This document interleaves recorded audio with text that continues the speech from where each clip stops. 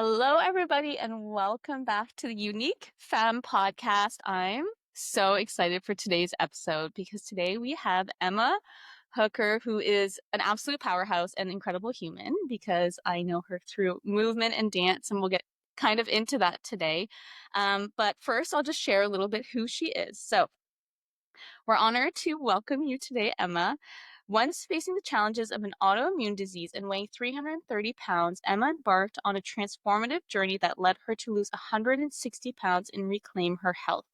Her commitment to sustainable habits and a non-restrictive lifestyle not only brought her personal healing, but also ignited a passion to help others.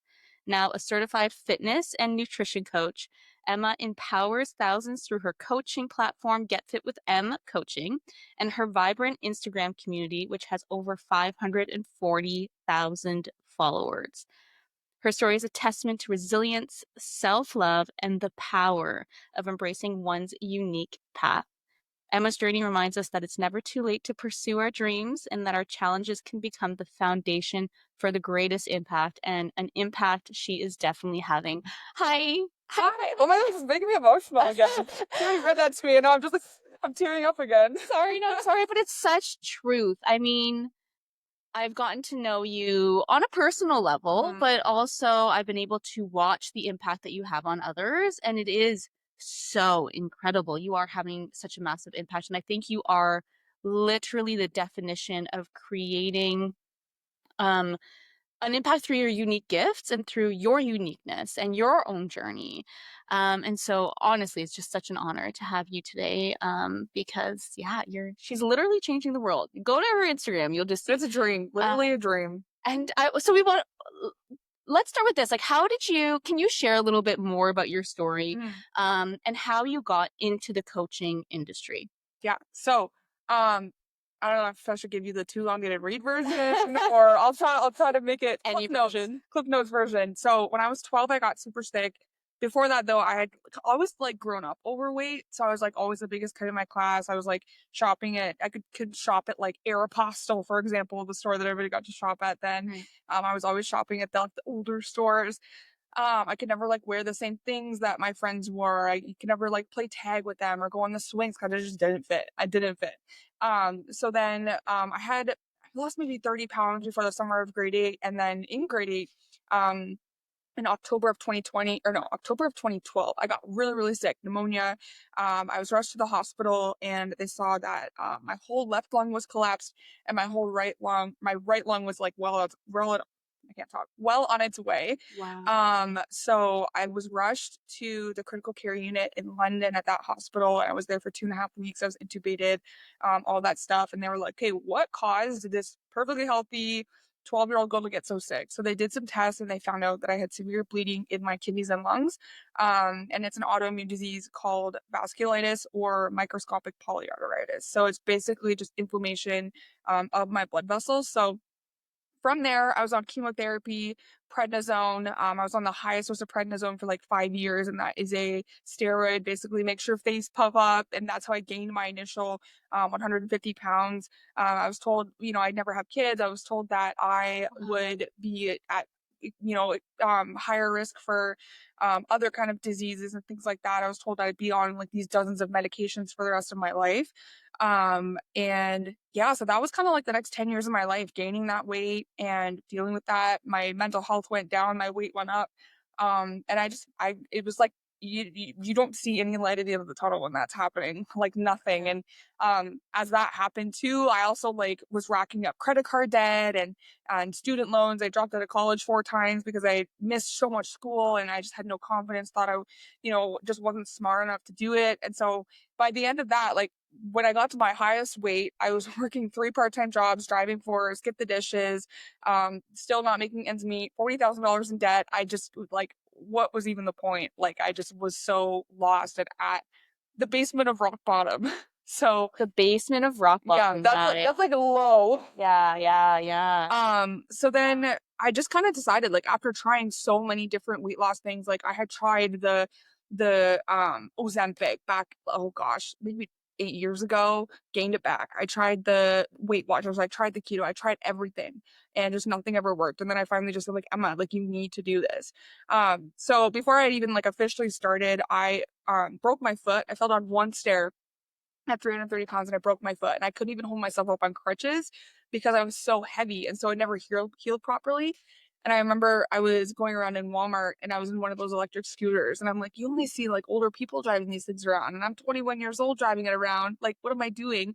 And that was kind of the moment where I was like, okay, like, I'm 21. I still have so much life left. Like, I gotta do something. So I started working out in my basement, and it was like 10-minute workouts, like the smallest workouts. I was defeated. I was sweating. I was out of breath. I was like, okay, should just give up now. But I just kept showing up because I realized like how good that movement made me feel.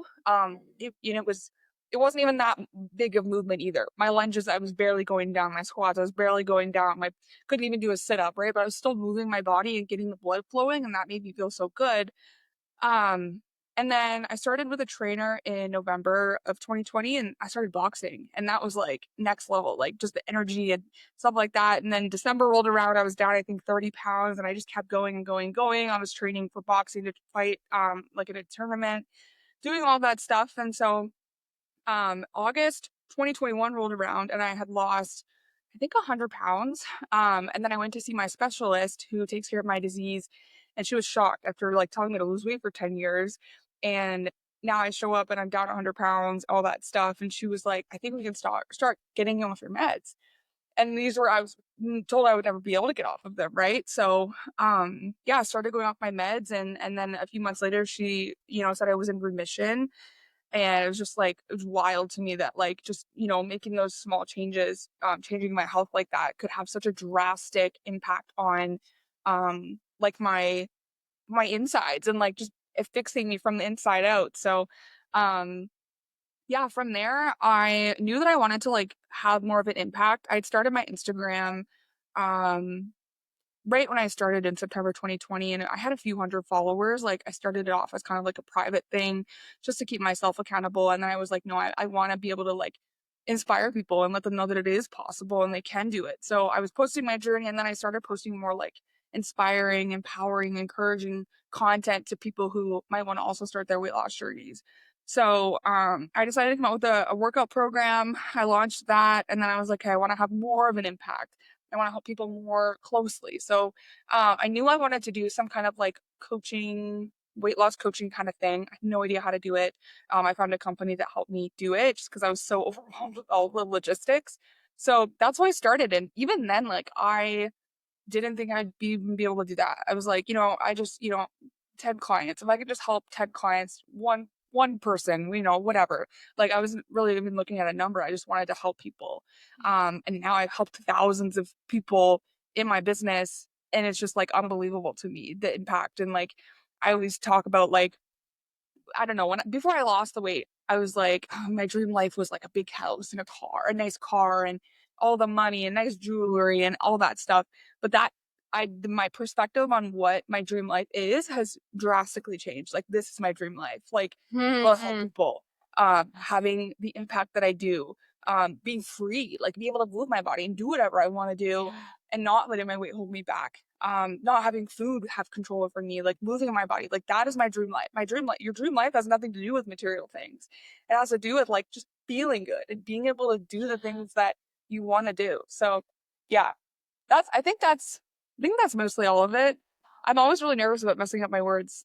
Wow, I feel like you didn't mess up any words. Oh, okay. Amazing. Why? I always feel, even on your Instagram, that you are such a great speaker, and you always get your message across, and it's always felt. And I love that, because that's hard to do. And so I think it's also probably one of your gifts, something you've built, but certainly I'm sure it's one of your gifts. And thank you so much for sharing them, because that's so inspiring. There's so much in that I love. But I just want to touch on the last thing you said about like, it's not about money. And I think, especially when you go into the coaching industry, it's often like, make more money if you do this, make more money if you do that. Yeah. And like, but that's not wealth. Yeah. Health is wealth. How you feel is wealth. Like, wealth is not money.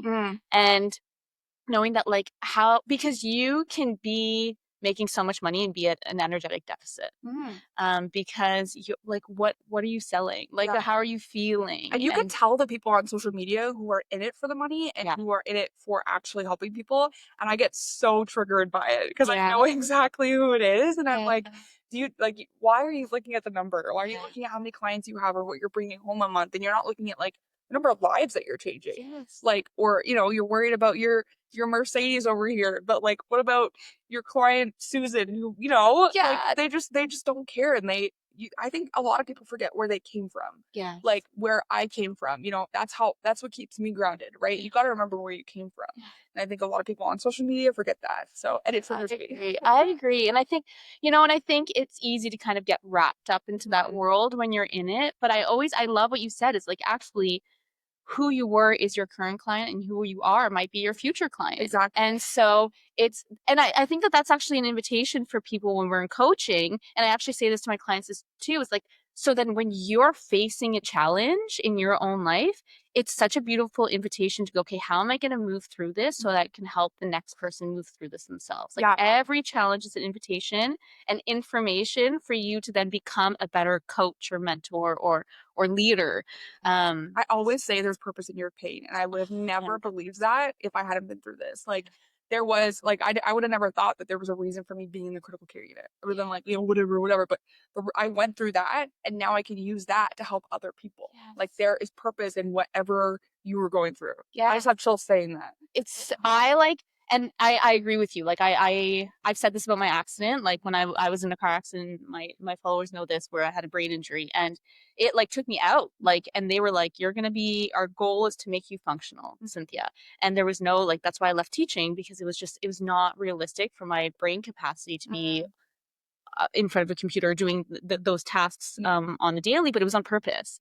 And it was so hard. But that's the reason I went into nervous system regulation. That's the reason I went into EFT tapping, was because it was the only thing that was the way that laid the foundation out for me to be able to heal and now create the impact that I'm having. Like, I get to go to the Brain Injury Association this year again, and I actually just got an email today being invited. I love that. Yeah, it's so exciting. And I was a presenter. I was a guest speaker last year, and this year they called me back to go do EFT tapping. This is for practitioners. Like, these are for doctors and specialists. And last time I had psychologists being like, hey, can you teach me some of these tools so I can support my clients better? Like, it becomes your why, it becomes your purpose. And it's so deeply rooted in your own journey that it feels so aligned, and it feels so good. And we get to care so much about the people that we're helping. And I know just the impact that you're having. And so just thank you, because you could have also, kept that to yourself, or even gone into that side of the coaching industry where it's like, oh, how much money can I make through this? And although it's okay to want money, for those who are like in the industry, like, it's okay to also want money, but money is the byproduct. Right. Exactly. And you get to create an impact really by just honoring your own journey. And I think that you've done that. So say there's somebody, and then we talked about EFT. I want to go into a story that Emma and I actually have about EFT tapping, which is going to bring her into some updates in her own life, if that's okay with you, which if you follow Emma, but you guys are going to get the tea. We're going to get the tea, and I'm invested in her life right now because it's just so beautiful to watch. But anyways, and I feel like I've been part of it a little bit. I love it. But for somebody who is wanting to make maybe a change, maybe their health isn't where they want it to be.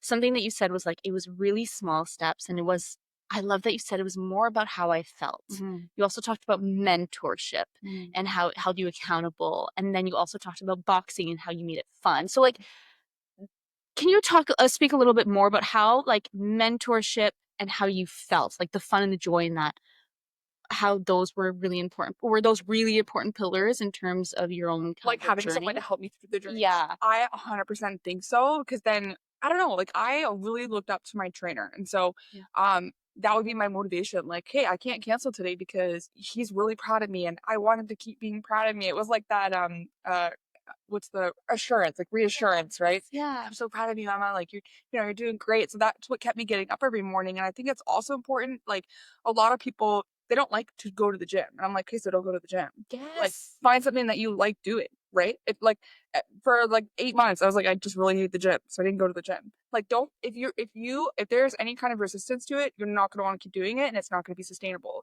right? And if you are planning to change your health or if you want to turn your life around, you have to do that in the way that you plan to maintain it. Yes. So if, those people who are doing like keto or something like that, right? If you can see yourself doing keto for the rest of your life, by all means, do keto, right? But if you're only going to do keto during your weight loss journey and then stop it, that's not going to help you maintain, right? And same with like working out, right? Like boxing, I knew that I could maintain that after. I knew that it was something that I liked doing.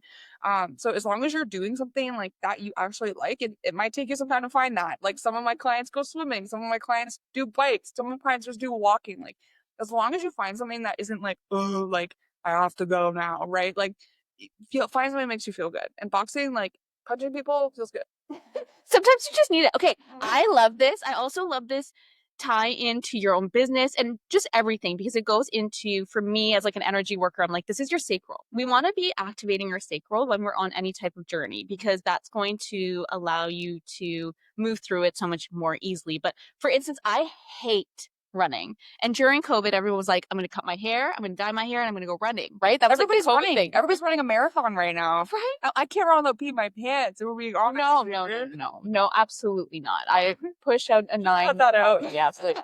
I hate running, and during COVID, I was like, I'm gonna just force it. I'm gonna do it. Did it stick? Absolutely not. My friends have joined running clubs, and I'm like, I am so happy for you. I will not be joining you. You do that from over there. No. But I will dance. I will dance my ass off for my workout and I will go for a walk and I will, like I would rather go up and down the stairs with my kids and it's finding, so I love that. I love that you said it's finding a way. So that's an invitation. Like think of every part of your life too, even in your coaching. People will be like, okay, I should go online and I need to make my post look a very specific way. And I need to like, for instance, put all the letters on like the beautiful canvas and post. And I was like, but do you like doing that? Or do you like talking? Do you like making reels? Like, how do you like to show up? Yeah. Pull more of what brings you joy into anything you're doing and watch how activated you become. Yeah. And it activates your sacral. And especially like that's also tapping into your feminine energy. And your sacral is also what's tied to allowing you to become magnetic, allowing you to bring people in. Sorry, I didn't interrupt. No, yeah, go ahead. I think I wasn't working out still when I reached out to you for dancing. And so that was when I was thinking of like, hey, I need to find something that I actually want to do. I was like looking into like Pilates and all of that stuff. And I was like, whatever. And then I don't know what it was. Something like showed up on my feed of like the sexy dancing. And I was like, I need to do that. Oh my God. And one time an ad work. I know. So yeah. And that's what I did because I was like, I don't want to force myself to do something that I don't want to do. I don't want to lift weights right now, but I have to find something that I want to do. And that's how I found you. Oh, I love that. Okay. So that's actually, let's go into that story because that's how Emma and I found each other. You messaged me and you want to do one-on-one. I do one-on-one sensual movement, dance. I'm a professional dancer. For anyone who's new to the podcast and I'm a coach. But yeah, you messaged me and I remember the first time we met, we connected. I was like, I loved your energy so much. And I was like, this is going to be fun. And we had a great time. And I remember you saying like, I knew that I had to like send like the money and because otherwise then I was going to back out. Right. Yeah, I was going to procrastinate. I was like, or I was going to like convince myself not to do it. Oh, it's too much money. No, like, okay. Invest in yourself, invest in your health. Yes.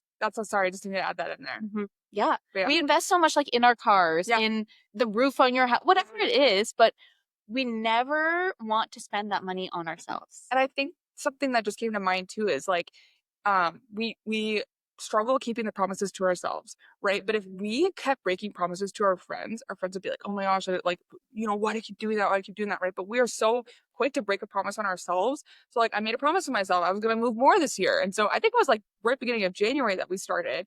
And like I kept that promise to myself because I know that if I had broken that promise to myself, like I probably just been like, well, whatever. But like it's so much deeper than that. Breaking a promise to yourself, following through on the promises that you make to yourself is the strongest form of self-love. Yes. Right? Yeah. So and sometimes we need that accountability. So whether it's getting a coach, whether it's you want to join the gym and you're like, okay, well, instead of paying for every time you go, like sign up for the 1-year membership. Like do something that's gonna like get you to commit. If you want to put an offer out, announce it before you plan it. Like some way to hold yourself accountable so that you do stop procrastinating. And I think that that's such a great example of that. And something that's been really helpful for me too. It's like, I want to do a class in Toronto with one of my favorite heels, like gurus.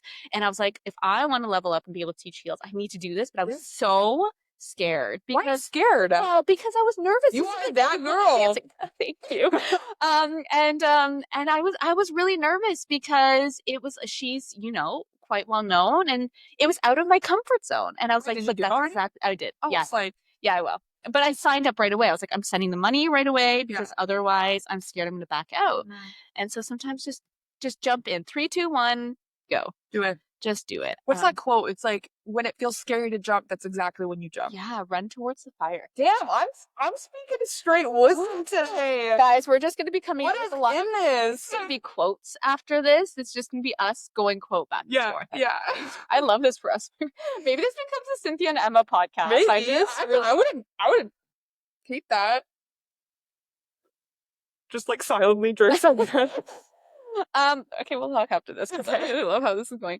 I love that so much. And then maybe we could chat because you have such an exciting things happening for you in your life right now, in your personal life. Mm-hmm. And I think it's also another form of inspiration for people. Like, I know you've inspired them so deeply in terms of their health journey and just being able to do things in their own way. And and even as coaches, like anybody, it doesn't, even if they're not necessarily on a specific weight loss journey or health journey, like, you're still extremely inspiring to watch and to just be in your energy. But this, I think, is like a new way that people are going to be inspired by you. So one day you did come to me, and one of my specializations is EFT tapping because I'm an embodiment coach. And we ended up doing an EFT tapping session around relationships.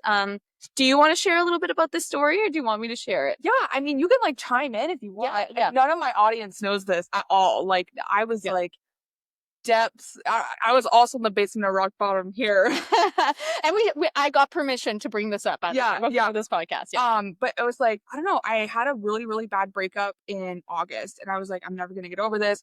Like, whatever. And so since then, I've just been not taking care of myself. I've been allowing myself to kind of go into circumstances that I shouldn't be in. Letting myself get taken advantage of and all that stuff. And that happened in January, where I met someone, and it was like, it just wrecked me, but I couldn't get out. I was like, oh, he's showing me a little bit of attention, so I'm gonna stay, whatever. But it was such a bad situation. So bad. Like, I was about to throw my entire life away and everything that I've built just for this. And I was like, no, Emma, you cannot do this. And so I was like overthinking a lot. I was like, okay, I was supposed to have a dance session with Cynthia that day. And I was like, okay, can we just do, how do you say it? Reiki? Reiki. Yeah. So we did some EFT tap. Well, we did Reiki instead, but I said I knew that we needed to do some EFT tapping to then do a Reiki session. So so we booked that. I was crying the entire time. Like, I was just like just crying and just letting it all out. And after that, I just felt like, I don't even know. I can't put my finger on like what I felt, but I just felt like peace. I was still like crying, but I just felt like peace. And then I ended up having the strength to like cut things off with that. And then literally like right after, I found the man of my dreams. Literally right after. And it's just crazy. I think, those people were in my life, but the universe was like waiting for me to have the strength to let that go to make room for this new person. Mm-hmm. I don't know if did that make sense? Yeah, absolutely. And I can share from my perspective because I do. This is you can say anything you want. Also, you can. Well, thank you. And I think I just said like really, really vague stuff, so you can say more. Well, you told us the exact story. Yeah, that's exactly what happened. Mm-hmm. And this is my why. This is why I love what I do, because I get to it literally makes me emotional, but my whole body is like butterflies right now, because you when you came, there were a lot of emotions, and I remember saying, this is an invitation. Everything you're experiencing is an invitation, and when it's feeling really hard and heavy, that situation is probably an invitation for you to feel it all, because we have to feel it. We did a feel it exercise too. Yeah, you have to feel it all to then release it, to then make space for what it is that you've been wanting for so long. Mm-hmm. But the thing is, all of our experiences are living in our body. So we can't mindset our way out of it. Like there was no talking your way out of those feelings because it was so deeply rooted. That was coming up in your life as an invitation to finally feel and release it. And that's and you had this knowing that like, wait, I don't know why, but I just need to ask Cynthia because I know she does Reiki or something. Like your body just knew. Yeah. And so it's trusting that whatever situation you're in is an invitation for you to release whatever you're needing to release to then bring in the situation you are wanting to bring in. And so remember that day going, oh, I wonder if somebody's meant to come into her life soon. Yeah. And I think I said it. I said like this is an invitation to clear this situation and whatever the pattern, whatever, and the emotion, and to get you to the person that you may be wanting, or it's going to open up space for that opportunity. And I lied to everybody about that relationship. I was like, it's going so good. Everything's great. And I truly was like, yeah, I would marry this man. But I could not see him interacting with my family. I could not see him as the father of my children. It was so bad. He aligned with none of my morals. It was complete. And I'm like, Emma, what are you doing? And I think finally I just realized one day, like, hey, no, like, you got to trust that this is supposed to happen. You got to let it go. Yeah. So, yeah. And so perfect. Thank God he came around because you were able to clear, it was an invitation, like to clear that. So it was so on purpose. And sometimes I think we like shame ourselves, like, why did I not listen to my intuition? But it's like, because you needed that to clear it so that you can bring in this new person, so that we could like really appreciate this new person. And so we did that clearing. I remember we did a feel it exercise where you feel your feelings deeply, and it's hard. That exercise is fucking hard. And my clients know, like, if you know, but when you feel it, everything needs to be felt to then be released. Then we did EFT tapping, which clears your meridian lines and creates energy or space for whatever it is you're wanting to come in. And then I think we did Reiki to then finally balance all your chakras. And then that happened. Yeah, it's just been wild. Like, I don't even know what's happening. It's just like, it's unbelievable, literally unbelievable. And everybody too, like, I'll get messages, I've never seen you glow like this before. I've never seen you like this happy. And everybody's like, I love seeing like this version of you. I love this era of Emma. And I'm like, me too. Like, it's just, I don't know. It's so, I just don't think I ever get to this point. Right. And now, like, he's gonna propose. So maybe I can't share this yet. We don't know this. This isn't airing for like a while. Next month. So okay, slay. I think he's gonna propose then. Okay, so yeah, if not, he hinted at it yesterday, and I was like, stop. I don't want to hear it. I don't want to hear anything. Let it be a surprise. So by the time you hear this, maybe you never know. Okay, so let's go into this. So can you give us an update? Because share how that happened. You guys are just like the perfect couple. Literally, you guys are goals. Let's just go into it. So we have known each other for 2 years on social media. He's lost over 300 pounds. Like, we've lost almost 500 pounds combined. And we kind of talked back and forth very briefly, like, sending a meme here and there. He was talking to me about his breakup. I was talking to him about my breakup. We were just kind of like, oh, I'm so sorry you're going through that, whatever, it's offering some advice. And then he told me that he was coming. I live in Canada. He lives in America. What are the odds? What are the odds? So he told me he was coming down to Michigan, which is like 4 hours from here. And I was like, oh, okay, I'll be there. Like, I'm coming. He didn't even invite me. I was like, okay, I'd love to meet you. So I walked in. I'm wearing this cute dress. He's wearing a tux. And he just comes through the crowd and just gives me a big hug. And hugs are my thing, okay? So immediately when he gave me the hug, I was like, he's the one. He's the one.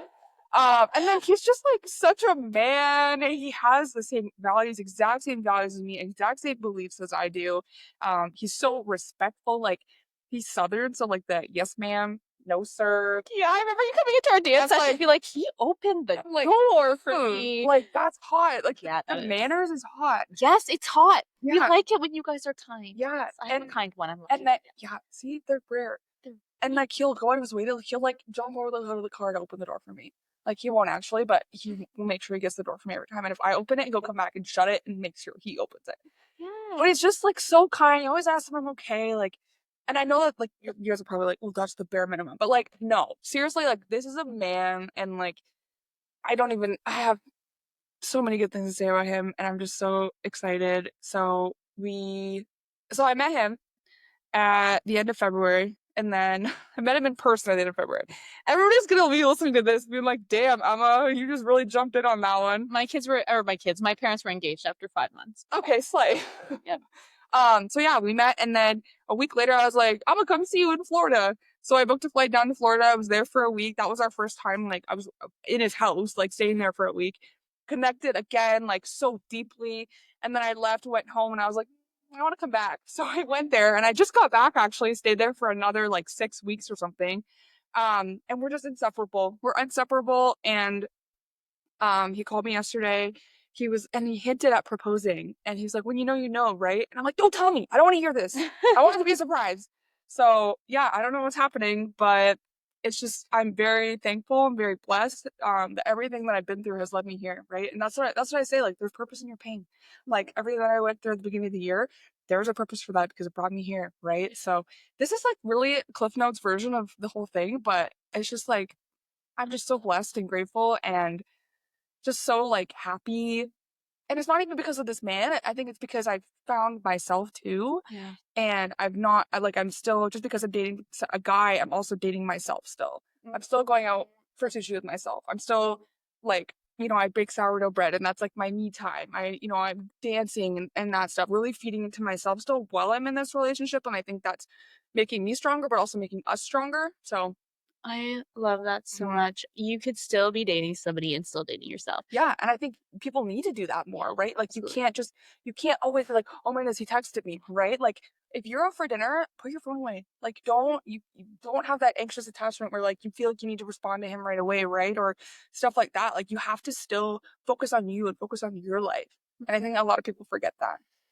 I love that so much. And I think that the more we do that, and you talked about that earlier, the importance of recreating that relationship with ourselves, and how much we often, like if we were to ignore our partner or a friend or just not even have open conversations with them, like that wouldn't go very well. Where like, how often are you actually checking in with yourself? How often are you actually like, even like the self-touch, right? Like that's why we do it in dance, because it's such an important part of self-connection.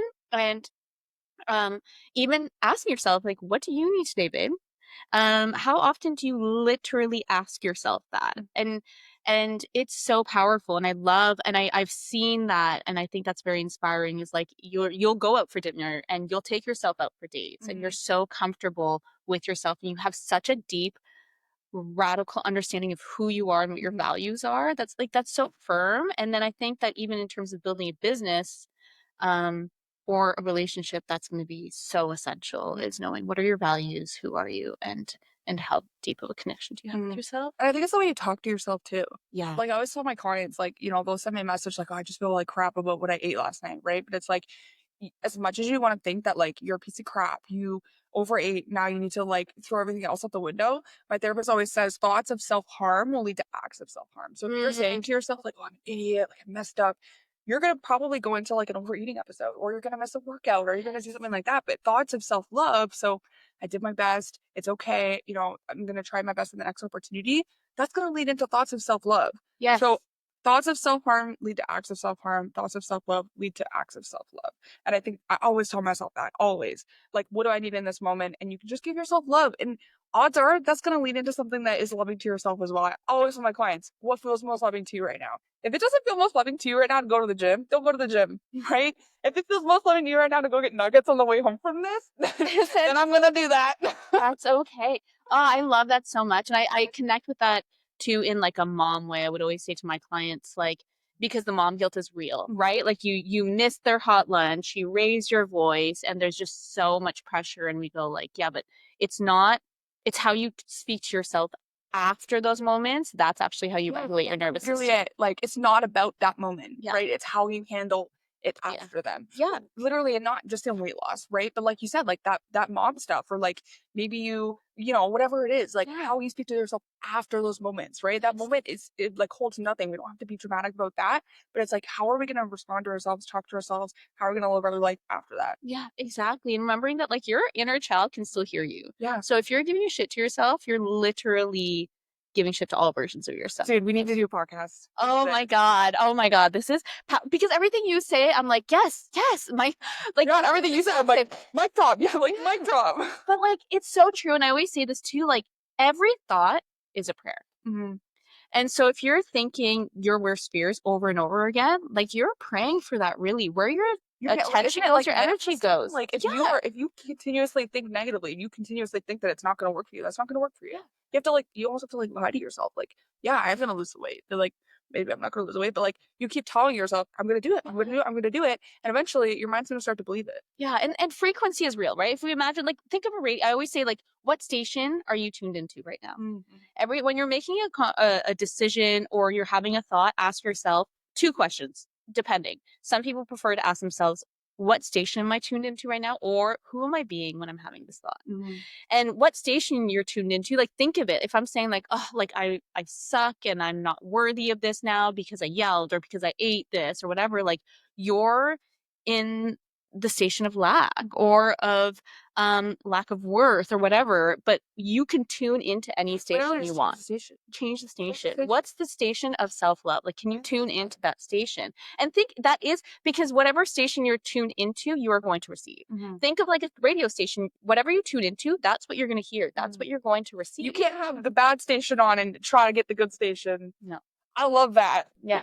Yeah, and it really is real. It's a real frequency. We can't see. People are like, well, you can't see that. It's not real. Well, you can't see the radio station wave, the frequency of the radio station that you're calling in right now, right? So it really is real in terms of like the manifestation. It's really just, it's more of like an alignment of frequency. And when you're tuning into a frequency of abundance, like the more abundance you see in your life, right? The more you see how much you have and how beautiful you are and how healthy you actually are, the more you're going to pull more of that in. My favorite thing is looking at the little things. Yes. Like when I put bread in the oven, it's the smell of bread. I love hearing the sound of my washer and dryer going. Ooh, cozy. I just love it. And then that makes me grateful for my home. I'll walk outside. I have children right now. Like walking outside of my house and just feeling the sun on my face or like the cold wind on my face, like it just makes me so grateful. And I always see like a cardinal in my backyard, and that like makes me so grateful too, and reminds me of little things. Like there's so many little things that I think we forget to see, like in the mundane, that I think if we did try to focus on those more, things would be so much brighter. Like, yeah, life could be absolute shit, but like look at the leaves on the trees right now, right? And like, yeah, you might like, oh, that's dumb, but like seriously, you know? Yeah, absolutely. It's literally also one of the pillars of like regulating your nervous system is noticing like abundance. It's actually part of, I mean, spirituality. So there's like 4 pillars. There's body, mind, community, and spirituality. So like body's going to be like obviously taking care of your body, EFT tapping, mind's going to be your mindset.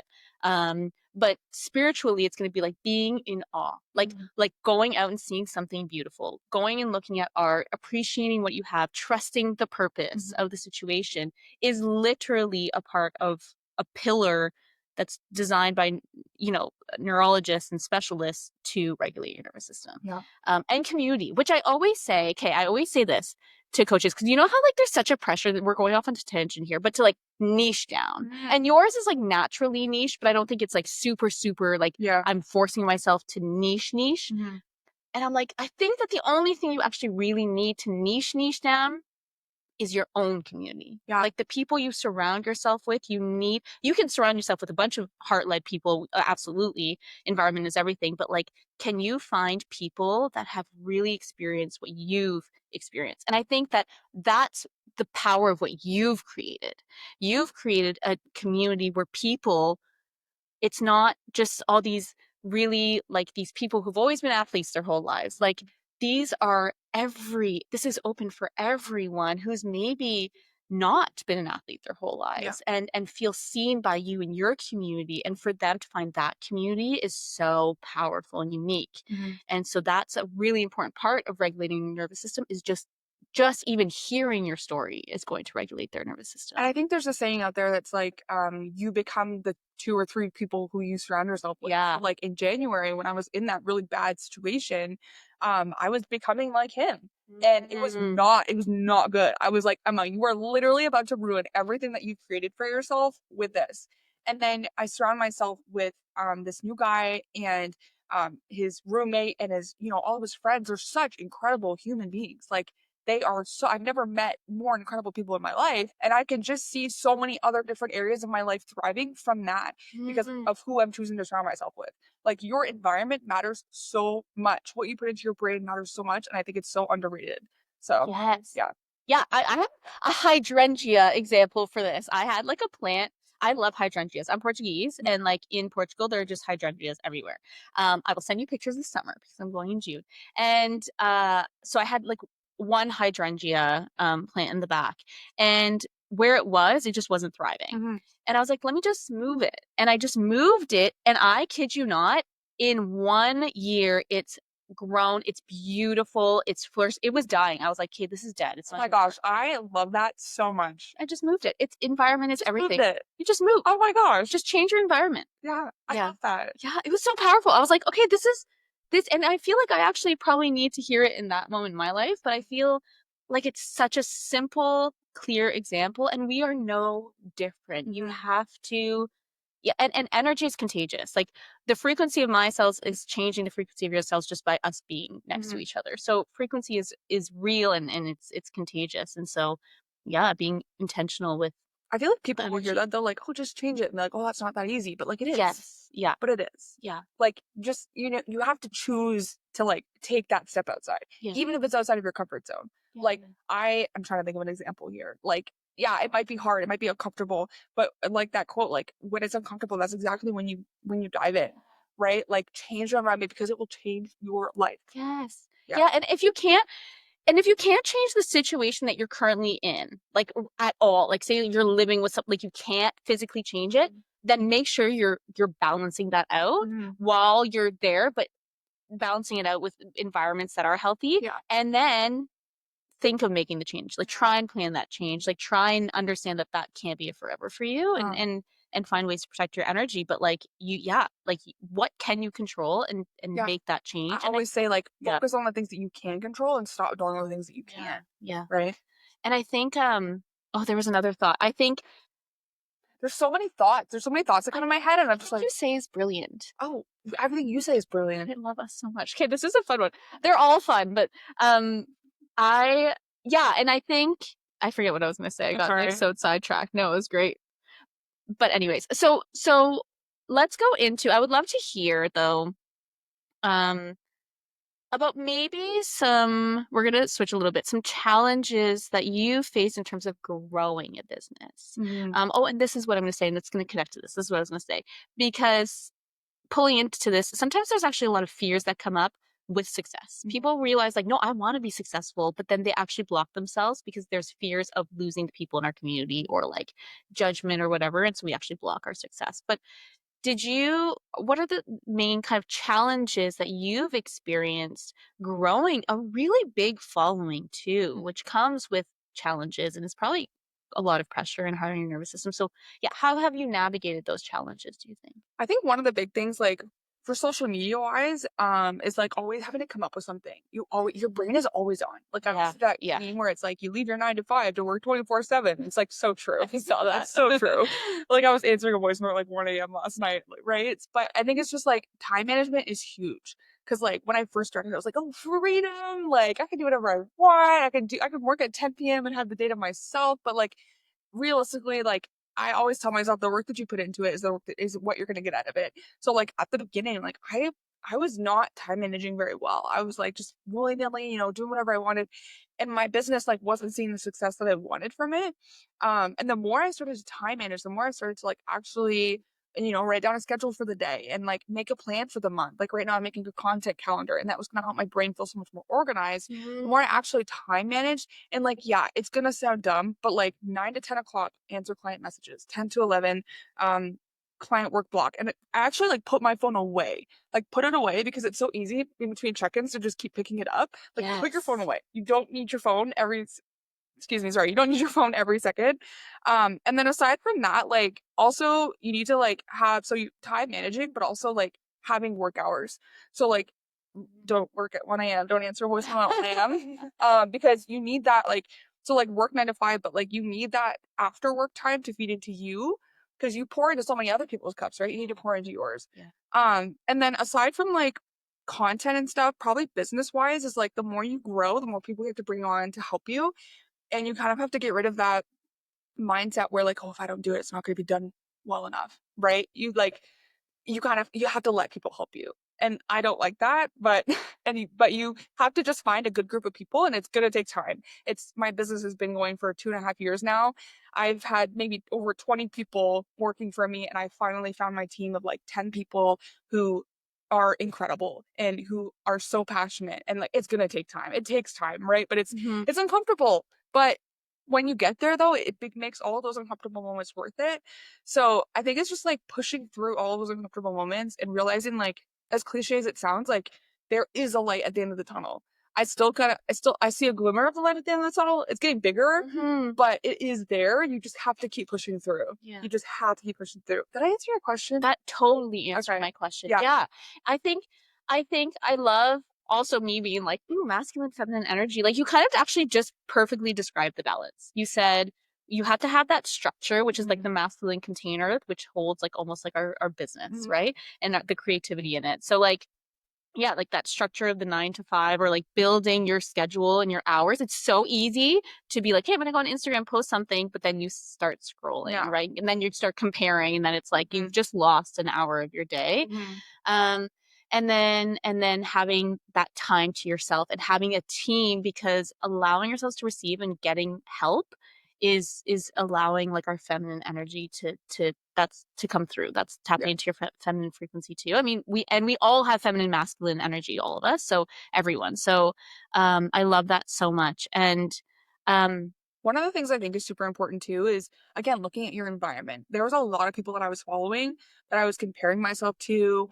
I was like, oh my goodness, like, why is she posting that? Why does she get to do that? And like, I'm like this or whatever. I unfollowed them and it was nothing personal, but it was like, I can't see that. I can't see that. Otherwise, it's going to keep weighing me down. And it doesn't mean that I'm never going to follow them again. But until I get in a good place, I need to protect my peace. And that means not seeing what they're posting. So I've done that. And like again, it's nothing personal. They haven't really even realized, but like you have to protect your peace. You have to like if you are constantly putting comparisons into your brain, you're gonna keep beating yourself down. You're gonna keep thinking that you're not good enough. You're gonna keep saying like, oh, why do they get this but I don't get this? Right? You have to like tunnel vision on you and your business. yes. Like this is if you are focusing so much on other people's businesses, like you're not able to grow yours. Yeah. So Yeah, turning all the noise off, getting rid of the noise. I love that. That could be like homework for you right now. Like go unfollow those who are not or aligned, mute them. If right? you don't want to follow it and cause drama, just Yeah. mute them. Yeah, yeah, absolutely. And I think that that's totally okay and valid and important because that's still our environment. We forget that environment isn't just like what we're completely around. Yeah. Like that is considered your environment. Mhm.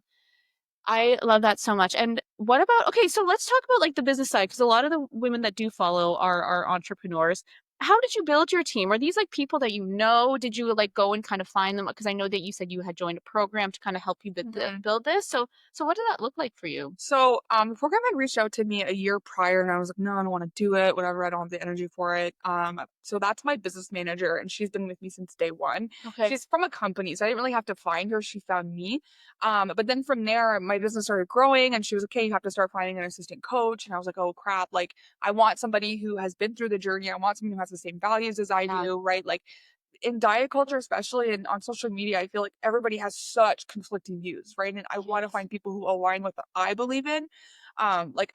We don't restrict. I don't make them cut out foods. If they want pizza for dinner, have pizza for dinner. Like Mhm. I don't make them do any of that. And I think it's hard nowadays to kind of find people who are like that. Yeah. Who find people who are like, you don't want to go to the gym, don't go to the gym. Right. So I was just driving one day and my head assistant coach's name came to my mind. We barely even talked. We've just been following each other. And so she works for me now. She's been working for me for 2.5 years. And then from there, just the power of social media. Like I post on my story that I'm looking for assistant coaches, and I don't know, I'm gonna share this on my Instagram, but who cares? And there was a lot of like interviews, there was a lot of like having to let people go, and like I'd be on the call like letting people go, like I'm sorry, like I'm such an empath, maybe, is it? So like, Yeah. or I hate confrontation. That's it. So I'm like having to like fire them, and I'm just like hating my life, or things like that. And I think there's just so much that goes into it. But just making sure that like that the people who are working with you are aligning with what you believe and what you want, right? And not to be scared if you do have to make those tough calls too. Yep. I mean, like ChatGPT is also there for a reason. So if you need help wording a message, oh my gosh, I just outed myself. Honestly, if you're not using ChatGPT, babe, what are you doing? Honestly, I was just saying I had ChatGPT, and you're welcome for this tip. And you were like, yeah, this is so brilliant. I didn't know anybody else was doing. Everyone I say to this to was like, oh, really? You can do that. But of course, Emma was like, yes, we can do that. Insert screenshots of my Instagram. I'll be like, gas me up. I need you to hype me up. Or like, so good. Like critique my Instagram and tell me what I'm doing wrong. Like, we're gonna do this after this. I haven't done that yet, but I'm gonna do that. And I'll tag you in it and be like, I wonder what. Or sometimes I'll say like, bully me, or like be mean. Be mean and see what happens. I know. Be a mean girl. Or you could literally go to ChatGPT and put your Instagram handle and say, do a marketing kind of audit. Like, oh my gosh, you can do so much with ChatGPT. Yeah. Like, oh my gosh, I hope none of my followers watch this, because then they're gonna use all my secrets and tricks. But like, literally just say like, I am a weight loss content creator. This is my story, and this is the kind of content that I want to post. Give me 20 ideas. Yeah, absolutely. Then it will give you ideas, and then you can say like, okay, go more into depth on the first one that you wrote. Like, you can use ChatGPT for literally everything. I asked ChatGPT for relationship advice the other day. I did yesterday. Absolutely. I was like, why isn't he liking my stories anymore? And it was like, girl, you're looking too much into this. There you go. And you're like, okay, I needed that. Thanks, babe. Yeah, absolutely. He's gonna watch this and be like, yo, it wasn't that deep. You need to like your stories. This is so all over the place. I'm so sorry. No, this is great. I honestly think that it's raw, it's organic, and it's unique. Now I feel bad, like I said something. No. Okay.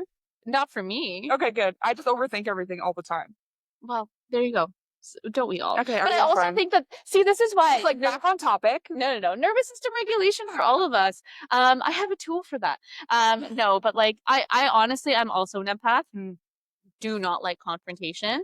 EFT tapping has helped me a lot with that stuff. But I still don't love it, because I think that it's also, you just care. You care about them. You care about what you say, and we want to be intentional with what we're saying.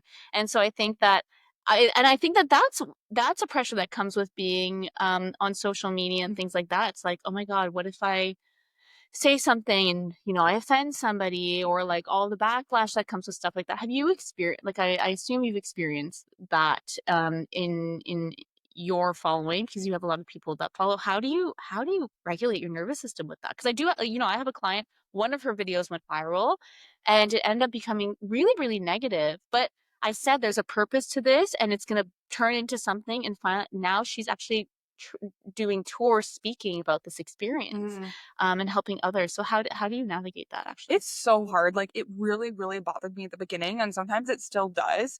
But you kind of have to just look at this comment that somebody's making about your body, or like for me, for example, like your body, or your journey, or what you're saying, or whatever, and like realize that like that's not a you problem, that's a them problem, and they've got so much more going on that we know of. And that it has nothing to do with you. And I know that that sounds cliche, but it's so true. Like, they are just pulling from some kind of insecurity that has like nothing to do with you. They're just scrolling, and they decided to spend their time writing something on a stranger's profile for absolutely no reason. They saw a 5-second video and they're like, oh, I'm gonna comment this, right? Meanwhile, they have no idea what's going on, right? They don't know. So I think I just come to learn that, right? Like, they don't know me, they don't know my life, they don't know who I am. And honestly, I stopped looking at comments too. Some people are like, why don't you read comments? And I just protect my own mental health. Like, if I'm having a good day, I'll read comments. I'll try to respond to some. Instagram's much nicer. Facebook is really mean. Interesting. Yeah, Facebook is really mean. So I don't read comments on Facebook. But it's just realizing that like, it's not a you thing. It's not a you thing. You are out here, you are changing the world, you are trying to make an impact, you are trying to grow your business and do whatever, right? So if someone is coming at you to try to like bring you down, that's only use that to bring you up. Like the saying of like the haters make you famous. It's true. It's true. Fair enough. Yeah, yeah, absolutely. And I feel like, and it's like, would you make those types of comments? No. So then they're not aligned with you anyways. It's almost like a compliment that somebody who's so not aligned with you isn't putting nice things. Majority of the time too, they're just jealous. Yeah. They're just jealous of whatever you build or whatever you're building Yeah, or whatever it's you're triggering saying. them in Like, some way. yeah. So, yeah. And you're not in control of other people's triggers. So, I love like, you're not responsible, sorry, for other people's triggers. Yeah. So, Okay, so let's go into this as we're like kind of getting close to wrapping up. I feel like I could talk to you literally forever. I know. I mean, you'd be doing this all day. Wine and like, Okay, next time, that's what we're doing. We're doing wine and dude, it's about to get really honest over here. What's your favorite thing about this world and about your practice and what you do? I think just like people, like, I don't know, we had a big group call last night. It was our biggest group call with our clients. Um, I have all these clients and then some of them show up, some of them don't. It's just like, doesn't usually fit in. But we had our biggest group call last night. There were 70 people on our group Zoom. And it just gives me chills talking about just that, in the chat, they're like, oh, I didn't think I could do this before your program. I didn't think I was capable of doing this. Or, I lost 5.5 pounds and this is my first month and all that stuff. I finally feel good moving my body again. I finally have that fear of tracking calories gone. And it's just like, I am being that person. Oh, I want to be that person that I wish I had on my journey. Yeah. And so I wake up every single day with that purpose. Like, no matter how I'm feeling, I get up and I'm like, okay, like, let's go. I use, like, if I'm having a bad day, I'll use that with my clients. Like, I'm having a bad day. I missed my steps today. I missed my workout. That's okay. I'm in the trenches with you. I'm going through this too. And I think it's just that, like, just letting people know that they're not alone, because I wish I had that on my journey. And so it's just waking up every single day with that purpose. Like, I work 7 days a week, 24/7. And I feel like anybody else, if you worked at like a factory 7 days a week, 24/7, you would like die, right? But it's like I wake up every single day with such a fire burning, like, okay, what am I going to post for content today? What am I going to post in my story? I just want to help. And it's never been about, I mean, it is nice when you get good views, but it's never been about the views. It's never been about the comments or, the number of clients you have or, the money you make. It's like my purpose and my passion since I started my social media from day one has just been, if this reaches one person who is struggling, if this reaches one person who is having a hard day, that's all I did. That's my goal. I just want to help one person. So yeah, I wake up every single day with that like fire going in me. Yeah. I love that. I connect with that deeply. And I think it's really obvious. Honestly, like looking at the energy on your Instagram and just knowing you as like a person, it's so clear and the energy feels so clear and your intentions are so clear. And it's just such a beautiful world to be a part of. And they're so lucky. The world is just so lucky to have you. And what would you say to somebody who is going into the coaching industry or starting up a business from a place of purpose, from a place of like, okay, wait, no, I want to now offer this to people and be what I would have needed, and who's starting kind of on that business journey? It can be really overwhelming. What would you say? What's your like kind of takeaway for them, or what would you say to them? I think a lot of the time there's like a rush to get started. Like, okay, I need to have my app out in 1 month. I need to do this, right? And that's what I did. It was a very big rush. Like, hey, Emma, we got to get this done. We got to get this done. I wish I had taken my time, like 2 or 3 months total to get my business ready so that I could have had like lessons planned out. I could have had, a plan or an outline of how the next few months was going to go. I just wish I'd had more of like a schedule, more organization, I guess, with how things were going to work. And I think that that's really underestimated because a lot of people are like, oh, get in, start making money, whatever. But the more developed it is before you start it, I don't know if it makes any sense. Yeah, absolutely. The more impact it's going to have. So yeah, you might not start it off right off the bat, but I think the more that you have planned out, again, using like ChatGPT or whatever, the more powerful it's going to be, even though it's not going to look like that in the moment. Like, it's going to take a few months for it to like actually like click in and stuff like that. I don't know if that made any sense. Yeah, it sounds like just like taking some time to lay out the foundation. Yeah. And I always say, like, you don't have to wait for it to be perfect because do everything like imperfectly. Don't get stuck in the perfection, but just move, start creating. And I think the fact that like we all want it to be perfect, right? But I think it's not going to be perfect. But I think the fact that if you want it to be perfect, that shows how much you care. Yes. Right. And that's all that matters is like you care about what you're doing. It's not going to be perfect. I was just telling his name's Dalton, by the way. I was just telling him this because he just started his coaching. I was like, it's not going to be perfect. And he was like, it needs to be perfect. I'm like, it's not going to be perfect. You just need to like start. You just need to get it out there, start it going, and then you're going to be more comfortable. Yeah. And it's going to be scary. My first day coaching, I called my business manager. I was like, I can't do this. And then here we are today, like 2.5 years later. And it's just like, it takes time to get your groove. But again, time management too. Yeah, Yeah. absolutely. Oh my goodness. You're just so inspiring and so fun to talk to. I just love having, I'm a sucker for a good time. I just want to have a good time. Like, it's true. I see this even like in our dance sessions. We're always just having the best time, and your energy is just so contagious. You're honestly just such a light, and I'm no, and I really, really mean it. And you know, so we're just so lucky to have you, and you're such a heart. You are the definition of, I think, a heart-led leader, creating a really positive. That's what I want to be in this world too. Like, you see so many fake people online, so many influencers who are like showing their perfect life, and I want to do the opposite. I want to show that like life is real and life is messy. And like, I posted a video the other day about like how much I'm hating my body lately, which is normal, right? And so many people are commenting like, I feel so seen, I feel so hurt, right? But like, I feel like people who have lost a lot of weight, they don't post about that, right? They think it's all sunshine and rainbows. So people who are on their weight loss journeys, they don't know that they might still have those hard days, right? Absolutely. And so, I don't know. I just want to always have a good time. And it's funny, I just got back from personal training, and I pay her per session, everything like that. But most of the sessions is just laughing and having a good time the whole time. Like, I pay her to have a good time, and I just love doing it. Like, yeah. And I think it's a reason. Your story is a reason that you're magnetic, your heart, like your why, and that you're heart led, but also the fact that you bring joy into everything that you do. It's so authentic, and that is magnetic. People want to be around you and your energy. No matter, you know, we're not always gonna be happy, but when you put all those three together, I mean, that's just kind of the perfect combo. Yeah. So thank you. Okay, we already know where we can find you.